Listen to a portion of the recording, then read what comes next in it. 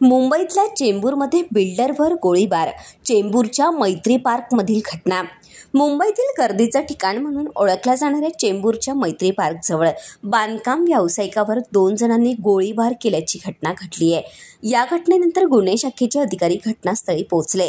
सदरुद्दीन खान असं या बांधकाम व्यावसायिकाचं नाव असून त्यांच्यावर 4 ते 5 गोळ्या झाडण्यात आल्याचं सांगण्यात येत आहे. बुधवारी रात्री 9:30च्या सुमारास ही घटना घडली आहे. सायन पनवेल महामार्गावरून सदरुद्दीन खान हे नवी मुंबईला जात असताना डायमंड सिंगल येथे त्यांच्यावर गोळीबार झालाय.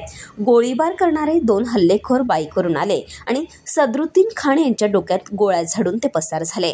हल्लेखोरांच्या शोधासाठी 5 पथके स्थापन करण्यात आली आहेत, असं पोलिसांनी सांगितलं. गोळीबारानंतर एका लेनची वाहतूक बंद करण्यात आली आहे. हा परिसर अत्यंत दाटीवाटीचा असल्यामुळे एरवी देखील या ठिकाणी प्रचंड ट्रॅफिक असते. या घटनेने संपूर्ण परिसरात अजूनच गोंधळ उडाला. संपूर्ण सायन ते पनवेल महामार्गावर त्यामुळे प्रचंड वाहतूक कोंडीही झाली होती. फॉरेन्सिक पथक घटनास्थळी दाखल झालं असून गुन्हा दाखल करण्याची प्रक्रिया रात्री उशिरापर्यंत सुरू होती. जखमी झालेले सदरुद्दीन खान यांच्यावर सध्या चेंबूरमधील झेन रुग्णालयात उपचार सुरू आहेत. त्यांची प्रकृती आता स्थिर असल्याचं पोलिसांनी म्हटलंय.